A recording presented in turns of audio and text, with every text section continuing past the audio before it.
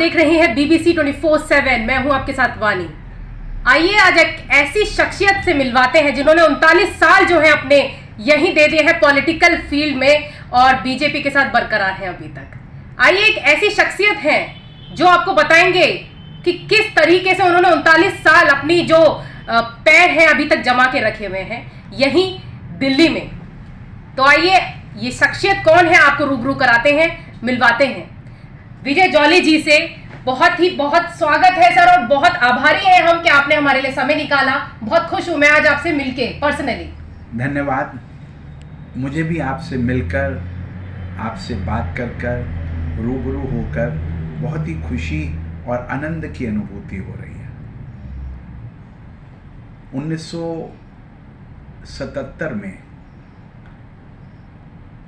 मेरा युवा अवस्था का दिल्ली विश्वविद्यालय का Shri Ram college of commerce का, जो आज पूरे एशिया का नंबर 1 बेस्ट कॉलेज है, जिसमें 99% वाले छात्र का एडमिशन होता है, और 1977 में सीनियर सेकेंडरी हाई स्कूल के अंदर मेरे 82.5% अंक आए थे और मुझे उस कॉलेज में प्रवेश करने का सौभाग्य मिला। मैं किसी राजनीतिक दल से नहीं जुड़ा था, लेकिन घर वापस आते दिल्ली विश्वविद्यालय, दिल्ली यूनिवर्सिटी के मॉरिस नगर चौक के ऊपर हो रहे 3 भाषणों को सुनने का मुझे मौका मिला।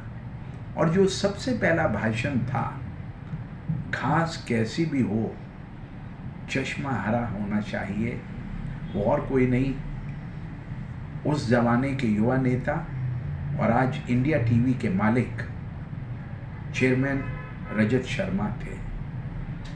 और दूसरे व्यक्ति जिन्होंने मुझे सबसे ज़्यादा प्रभावित किया, वो दिल्ली विश्वविद्यालय छात्र संघ के पूर्व में अध्यक्ष रहे, अंग्रेजी और हिंदी में निपुण, स्मार्टनेस से भरी परिपूर्ण, बाद में जो भारत के वित्त मंत्री बने वो और कोई नहीं, श्रीमान अरुण जेटली रहे। लेकिन इन महानुभावों से मिलने के बाद मेरे कॉलेज के तीसरे दिन राष्ट्र स्वयंसेवक संघ के एक प्रचारक इंद्रेश कुमार जी ने आकर मुझसे संपर्क किया, मुझे टटोला और मुझे राष्ट्रीयता की राह पर ले चले। Last 39 years of my life are a true struggle for the best. राजनीति में क्या बढ़िया हो सकता है,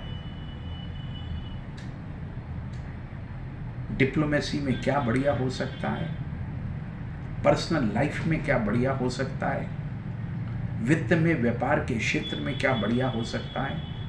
और आज 2023 तक मैं विश्व के 90 देशों का भ्रमण कर चुका हूँ।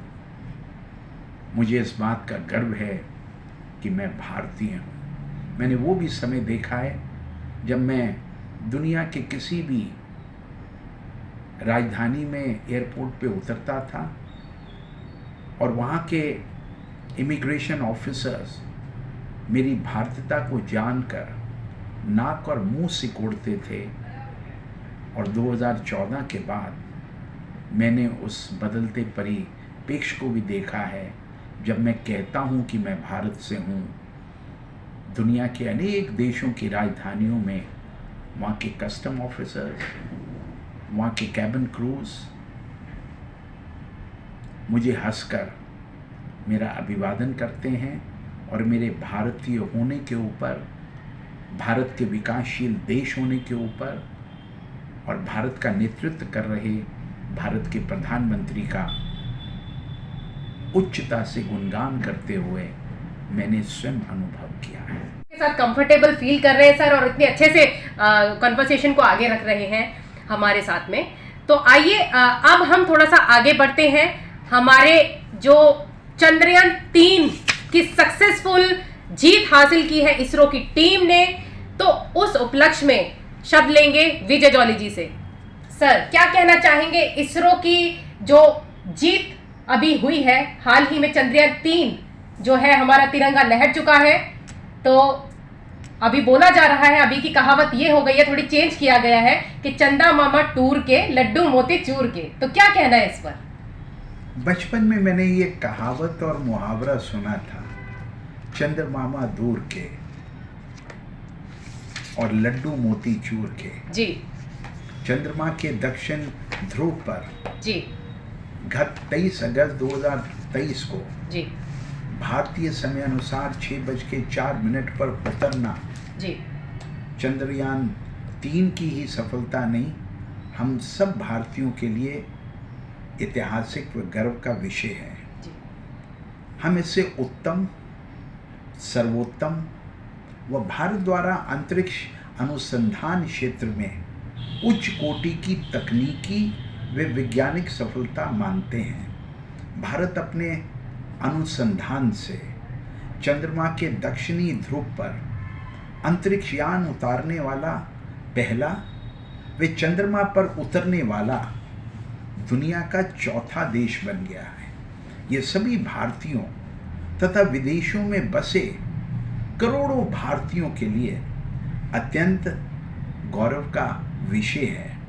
आशा है चंद्रयान 3 के 3 मुख्य निर्धारित लक्ष्य, चंद्रमा पर सुरक्षित सॉफ्ट लैंडिंग जो वास्तव में संपन्न हो गई, जी। चंद्रमा पर रोवर का सामान्य गति से चलना व विवरण व चंद्रमा की सतह का साइंटिफिक अवलोकन करना और चंद्रमा की जमीन पर उपलब्ध रासायनिक व प्राकृतिक तत्वों, विशेष तौर से मिट्टी व पानी आदि की उपलब्धता पर वैज्ञानिक उपयोग सफलतापूर्वक संपन्न हो, इसमें चंद्रयान 3 लगा हुआ है।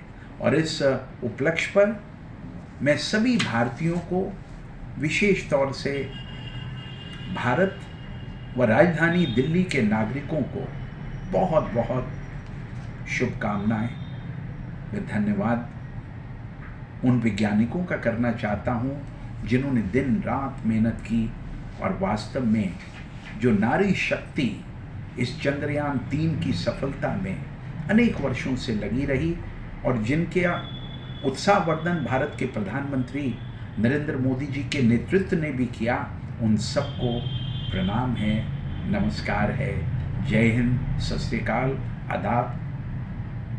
बिल्कुल।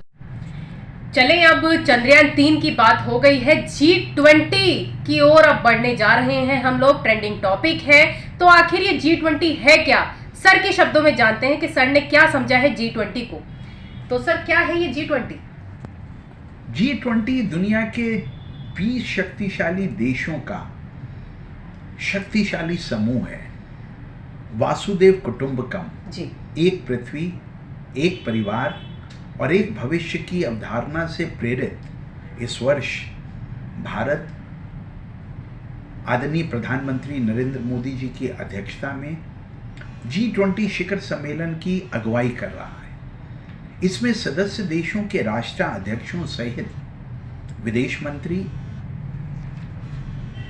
वित्त मंत्री व सेंट्रल बैंकों के अध्यक्ष शामिल रहते हैं। सदस्य देशों में अर्जेंटीना, ऑस्ट्रेलिया, ब्राजील, कनाडा, चीन, यूरोपीय संघ, France, Germany, Bharat, Indonesia, Italy, Japan, Mexico, रूस, सऊदी अरब, दक्षिण अफ्रीका, दक्षिण कोरिया, यूनाइटेड किंगडम व संयुक्त राज्य अमेरिका शामिल हैं। जी। और स्पेन हर वर्ष की भांति एक स्थायी सदस्य के रूप में आमंत्रित रहता है।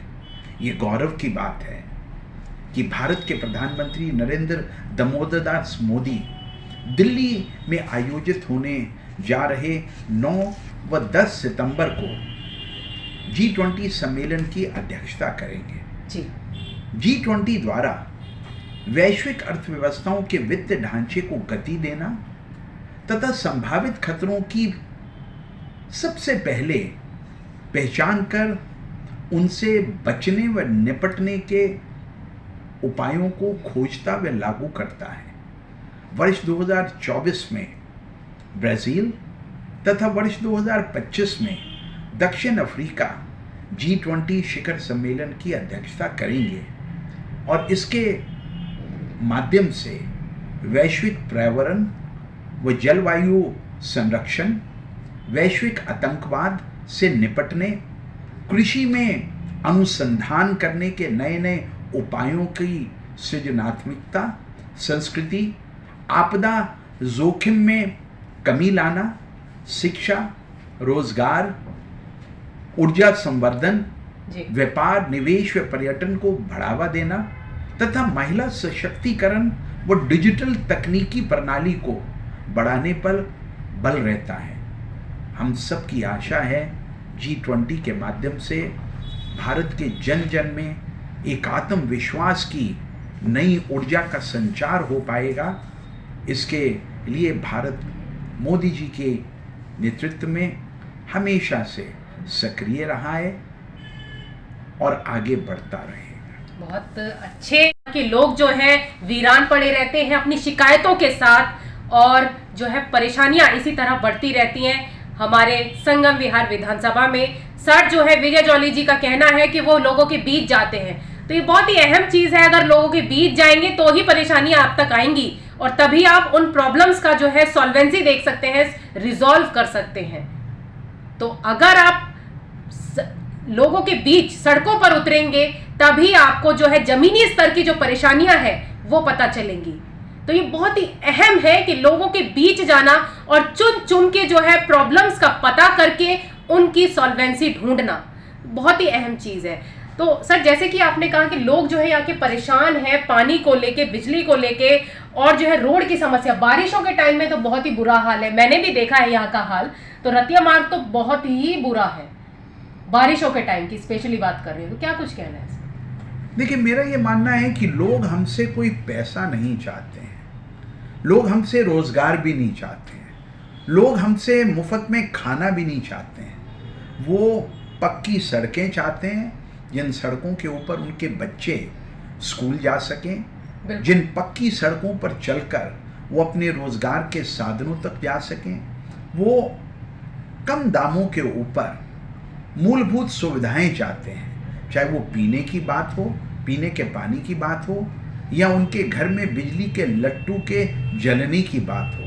लेकिन जिन समस्याओं से यहाँ के लोगों को जूझना पड़ता है, मुझे ये कहते हुए कोई दो राय नहीं है, सबसे ज़्यादा प्रदूषण का वातावरण अगर कहीं दिल्ली के 70 विधानसभाओं में है तो पहले नंबर पर यहाँ का संगम विहार है।